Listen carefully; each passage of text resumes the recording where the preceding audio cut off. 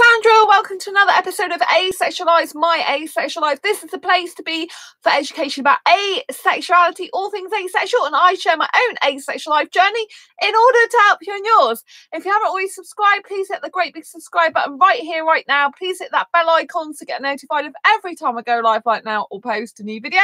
And don't forget to give this video a thumbs up as we go along if you're enjoying the content. If you don't know who I am Sandra Bellamy, author of this beautiful book, Asexual Perspectives, 47 asexual real life stories, love, life and sex, a celebration of diversity. A celebration of asexual diversity, to be specific. And each person in the book has got their own chapter. So go and check out the links right here, right now. And I'm also the founder of asexuality.com, the founder of Asexualized Academy. Well, tonight's episode is going to be another fantastic upbeat one, which I'm sure you're glad to hear. And that is more asexual to asexual relationship success stories. So I'm going to be reading from my Mac screen, so you'll have to excuse me if my eyes look a little bit all over the place when I'm talking to you. So asexuality.org, if you weren't aware, is the biggest online community for asexuals. There's over 60,000 members. I think there's probably a heck of a lot more than that right now, because even on asexualityorg.com, which is a dating website for asexuals, there's over 50,000. And asexuality.org has been going on for so much more longer. So yeah. Anyway, I posted an update on my own profile there. A single status update it's called. And I said to everyone that might be interested in viewing what I'm writing, interested to know how many asexuals do you know of that have an asexual partner?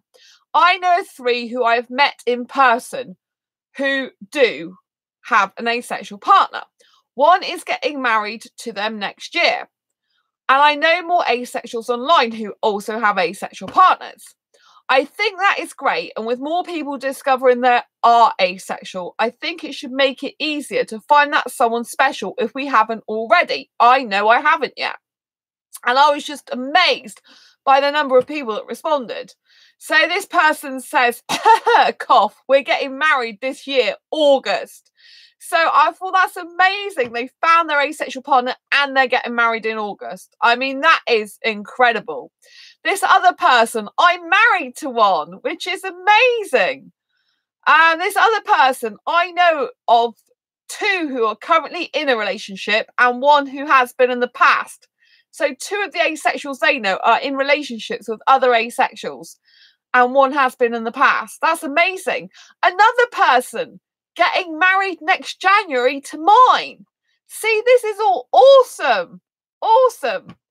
And this other person said 2, myself and my SO. I'm not sure what SO means. I'm sure it's really obvious, but yeah, so that's great.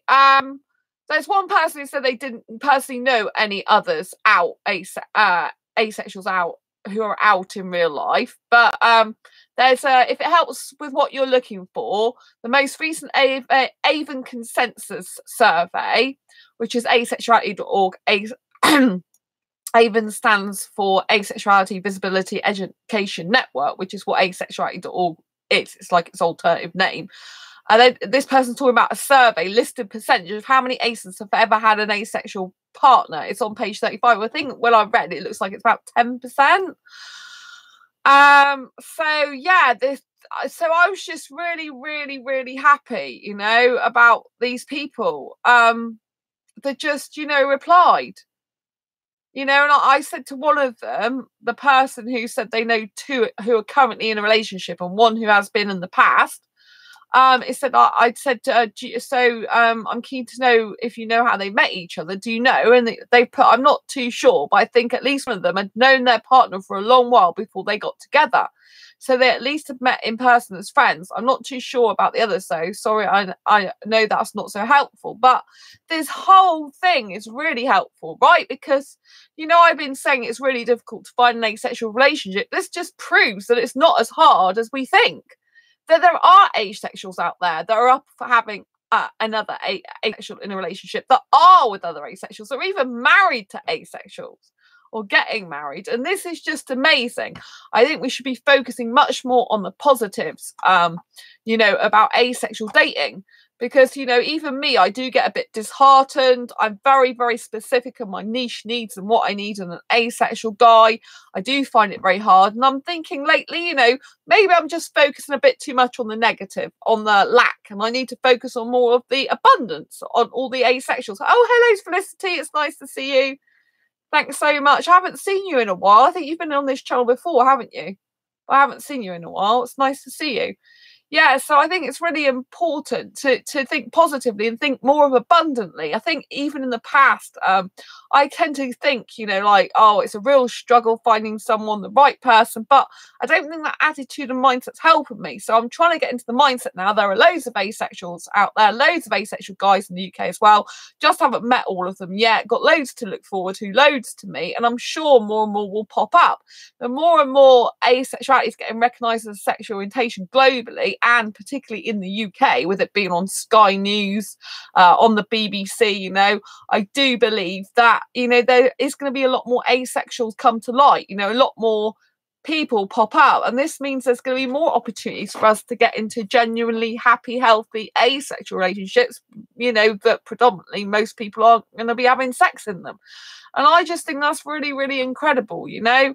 I think it really bodes well. And I was just really, really interested just to have those people respond like that. I only put that on there like yesterday. I think it was 24 hours ago. And it was like, yeah, the 25th. So yeah, less than 24 hours ago.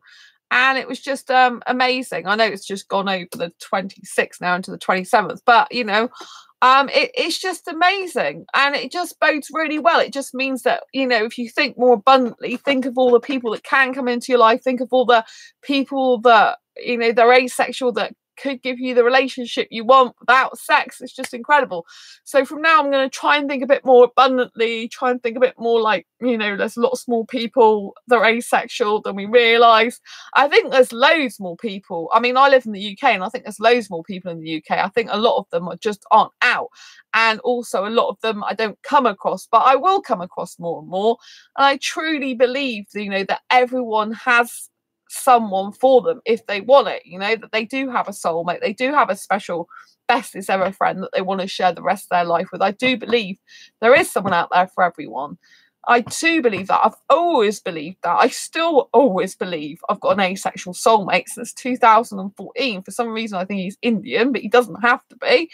I think he's at least younger and foreign, you know, but you know, who knows what the future holds. I mean, I was with a British guy for a while, wasn't he? But he wasn't asexual. So, you know, I'm more open to being with younger British guys now. So who knows what the future might hold? But I just, you know, I want everyone to be happy and, you know, meet their asexual ideal partner. I think it's really good. And I think, you know, once you form that really, really deep emotional connection with asexual, I think it's got a lot of longevity to it, especially if you've been friends first, because you both want to make the relationship work. You both want to put a lot of effort in. And I think when you're not focusing on sex and you're focusing on all the other things, you take notice of a lot more stuff. You take notice of the way someone talks to you, the way you interact with them, the way you share hobbies and interests, the way you just enjoy each other's company, you know, like being in their presence, being alive and awake in the moment, being like looking, you know, deep into their soul and their heart. And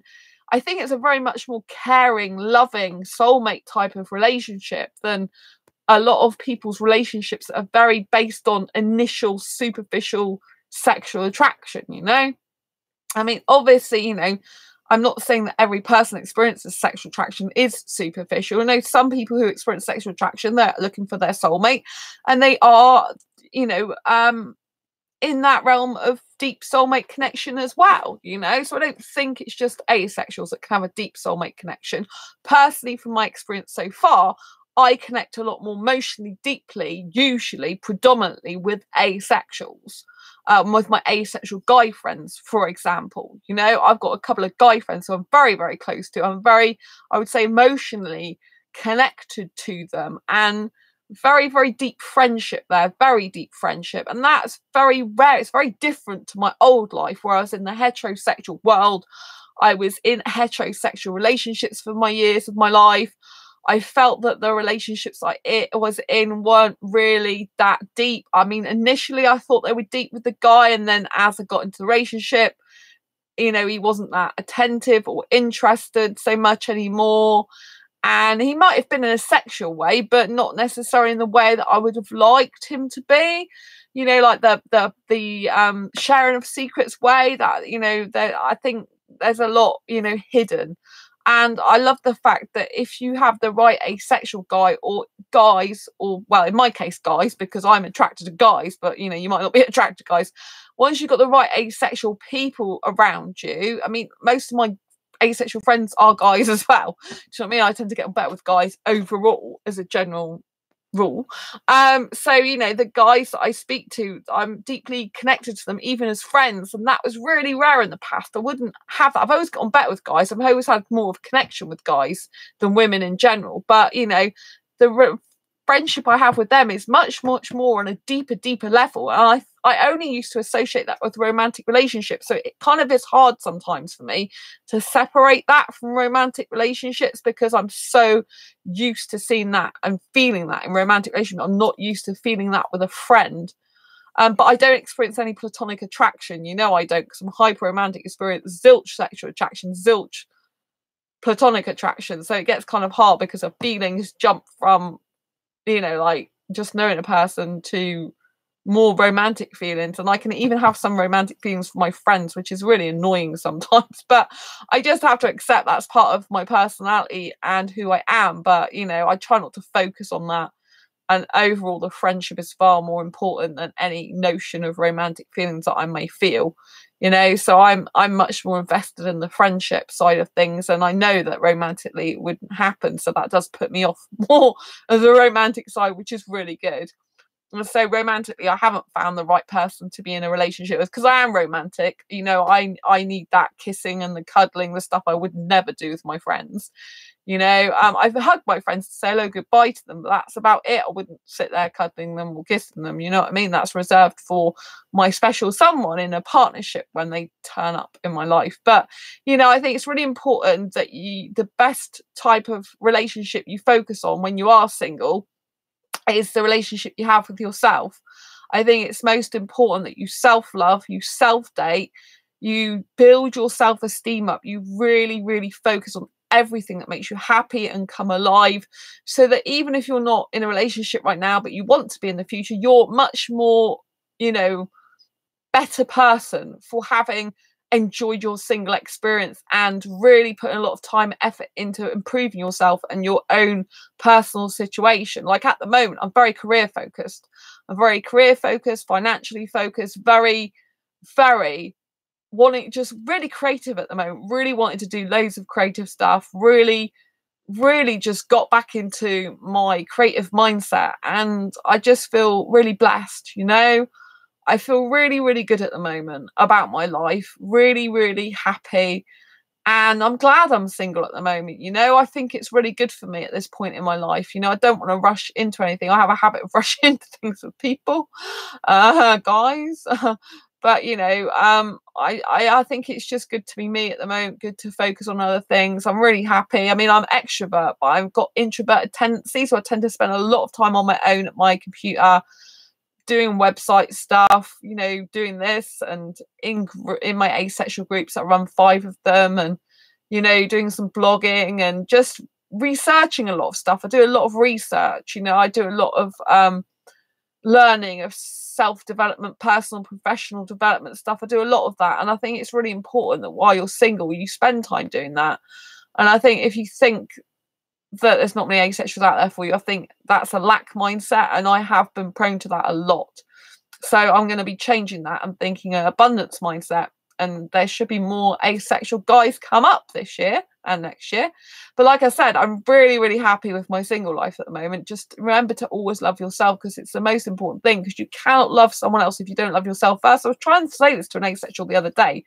They weren't really getting it. They were saying, I said I go on self dates, and they're like, oh well, I don't love myself in that way. You must love yourself. Self-dating is not an ego thing. Self-dating helps you grow confidence, grow self-esteem, grow self-worth, grow self-value. You know, the more you actually spend time proactively dating yourself, like saying, I'm going to take myself out for a meal, I'm going to go to cinema, putting it on your calendar, you know, the more you take time out to actually make arrangements with yourself, the better it is for you, because you're actually putting yourself first. You're making yourself a priority. You're making space and time for your own self in your life. And in this busy social media world, I tell you, it's so hectic that sometimes we don't even have time for ourselves. We're so busy trying to help other people, or trying to like talk to multiple people online at once, trying to sort this out, that out. I multitask myself, so I know what it's like. But it becomes really, really difficult then to find time for yourself, and you can feel distant from yourself if you're not careful. And at this moment, you start feeling distant from yourself, the moment you become more unhappy. And the moment your mind starts to wander, you start procrastinating, you start like, you know, just wanting to like rest from yourself because you're not actually with yourself, if you know what I mean. It's very difficult to describe, but when there's a disconnect, like your soul is begging you to spend time with it. And if you're not listening to it, you can just kind of like feel really exhausted, right? You need to spend time with yourself, loving yourself, being with yourself, caring about yourself. It's not ego thing. An ego thing is the opposite. An ego thing is when you go out and think you're better than everyone else. Is when you think everyone should like you because you're so wonderful, you know. You should be thinking that people like you because you're a wonderful person, but not to the extent of being so egotistical. It's a very fine line sometimes, you know. Like, you shouldn't think you're better than anyone else. You should see your value and think, well, people should love and care about me, but only if you love and care about yourself. If you don't love and care about yourself and you think you're rubbish, like I really genuinely love and care about myself. Like, I love spending time with myself. I love the fact I'm hyper. I cannot get enough of me being hyper. Like, seriously, I absolutely love it. I am a person who gets easily bored, right, with things.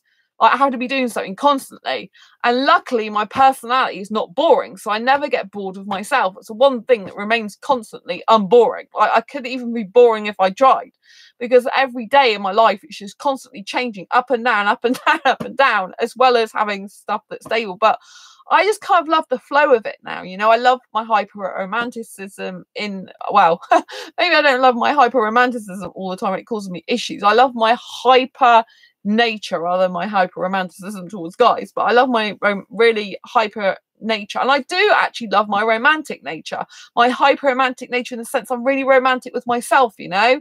I like, sometimes I'll buy myself flowers, you know. I've got a little I love you thing that I shake up by my bedside each night I go to sleep, you know. And the self-love comes from a place of real self-value and self-worth, and it's only if you repeatedly date yourself, repeatedly take time out for yourself, that you can really love yourself. And if you don't love yourself, then how can you expect anyone else to? And when someone turns around, sometimes one turn around to me on ASAP and says, oh, well, I don't love myself in that way, like, you know, like there's a real problem with it. But, you know, you can give yourself a hug. There's no problem with giving yourself a hug, and people will be like, oh, that's weird. But no, give yourself a hug. Love yourself, you know. It's important. You only get one life. If you don't love yourself and you're with yourself 24/7, 365 days a year, you're gonna have a very sad and upsetting life. You know, you've got to love yourself and be kind to yourself and caring, and just think you're awesome for yourself, you know. And this is the type of life you need to lead. But it really helps having a positive mindset, because then you can see more positive stuff around you. You can see more opportunities when they arise, you know. And you can just have a better overall quality of life. Anyway, I hope you found this video useful, helpful, insightful in some way. If you have, give it a thumbs up, please. I really appreciate it. It gets it high up in search engine rankings and really helps people out. And I hope you've appreciated the stories that I shared with you at the beginning. Thank you for the thumbs up, because, you know, it's really important that, you know, you do know that there are asexuals in relationships with other asexuals. And, you know, like, one of them's married to one's getting married in August, and my asexual friend, he's getting married to his asexual girlfriend or fiance next year. So, I mean, there's quite, you know, that's quite a lot in one go, isn't it? Do you know what I mean? So just be positive, be really happy, upbeat, and think you will get your person eventually. Stay positive, and don't forget, the best person to be is yourself and with yourself. Until next time, embrace your quirky and each other. If you haven't already subscribed, please hit the great big subscribe button down below. Please hit that bell icon to get notified every time I go live right now or post a new video. Thank you for listening so much for joining in. I love you to bits. Love all my viewers. Really, really thankful and grateful to you all in this community. and I will see you next video or live stream. Don't forget to share this video with anyone who may benefit from it. Till next time, embrace your quirky and each other. Thanks, Felicity. Thanks everyone else for watching. Take care. Nice to see you all. Bye.